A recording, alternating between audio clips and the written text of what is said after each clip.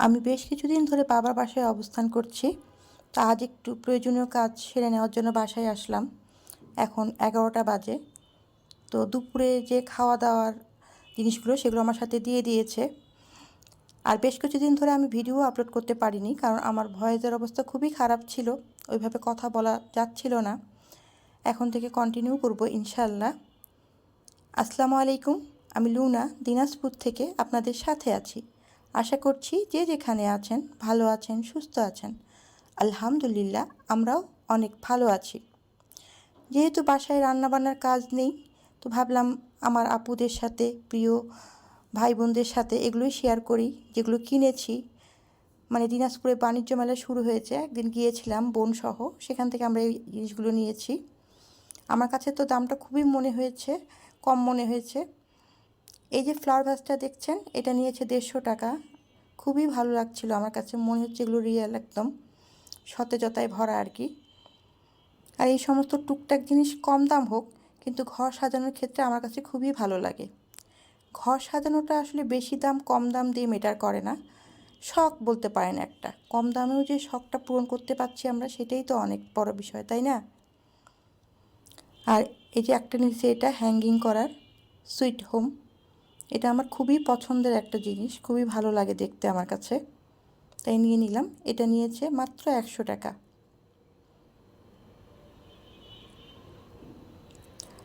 আর নিয়েছি এই যে দুটো প্ল্যান্ট, ছোট ছোট প্ল্যান্ট।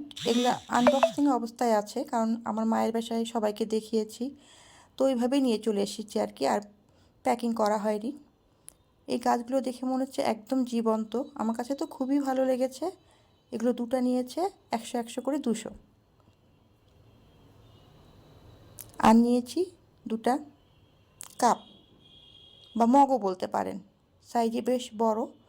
এগুলোতে না স্যুপ, তারপর সুপি নুডলস, এগুলো মনে হয় সার্ভ করা ভালো হবে। চা কফি তো খাওয়া যাবেই। আর সৌন্দর্যের কথা কি বলবো, কালারটা তো আমার কাছে খুবই ভালো লেগেছে, একটু ইয়েলিশ ইয়েলিশ ভাব। আর কেনাকাটাগুলো আপনাদের কাছে কেমন লাগলো অবশ্যই জানাবেন, তাহলে এই আপু অনেক খুশি হবে। কেনাকাটা যেটাই হোক, ছোট বড়, এগুলো কিন্তু সংসারের জন্য টনিকের মতো কাজ করে না, সংসারের কাজগুলো করার উৎসাহ দ্বিগুণ পরিমাণে বাড়িয়ে দেয়। মনে একটা শান্তি শান্তি কাজ করে। এই বক্সটাও নিয়েছি, বেশ বড় সাইজের। এটা নিয়েছিল 100 টাকা। আর এই স্টিকটা আমার বোন আমাকে গিফট করেছে, এটা মেবি 250 টাকা হতে পারে, আমার সেভাবে জানা নেই, মনে হচ্ছে 250 টাকা। সব কিছুই সাজাবো আর আপনাদের সাথে নিয়েই সাজাবো, কারণ ঘর সাজাতে আমার খুবই ভালো লাগে। আর এই রিংটা নিয়েছি, আমি একটা নিয়েছি, আমার বোন একটা নিয়েছে। রিংটা ফাইনালি মানে সামনাসামনি দেখতে খুবই সুন্দর, পাথরগুলো একদম গ্লেজ দিচ্ছে, কিন্তু ক্যামেরায় কেমন জানি অতটা ভালো লাগছে না। মেয়ে মানুষ বলে কথা, একটু একটু এগুলো না নিলে হয় না, ভালো লাগে রিং পরতে আমার। একে একে সব সাজিয়ে নিচ্ছি। এটা আমার মেন গেট থেকে ঢুকতেই যে ওয়ালটা, সেখানে দিলাম।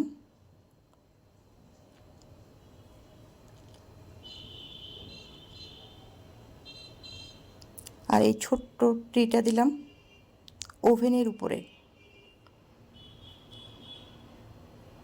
বেশ ভালো লাগছে তাই না? সবুজ দেখতেই ভালো লাগে। আর এটা ডাইনিংয়ের উপরে যে সেলফ আছে, সেই সেলফের উপরে একটা রাখলাম। দেখেন তো, সবুজ মানেই সৌন্দর্য। আর এই যে আপনার টপটা, এটা কিন্তু আমি বানিয়েছি একটা রাইস কুকার দিয়ে, ওটা নষ্ট হয়ে গিয়েছিল। এখানে কিছু আপনার প্ল্যান্ট আছে, স্ন্যাক প্ল্যান্ট, সেই সাথে এটা আমি গেড়ে দিয়েছি। যেহেতু মাটি আছে, এখানেই মনে হয় বেশ সুন্দর লাগছে, তাই না? আর এটা দিলাম লিভিং রুমের সেন্টার টেবিলের উপরে।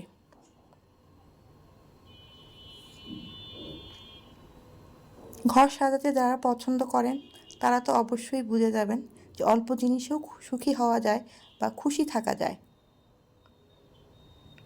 আর কাপগুলো আপাতত শোকেসেই রেখে দিচ্ছি, কারণ এখন আমি আবার চলে যাব আমার বাবার বাসায়।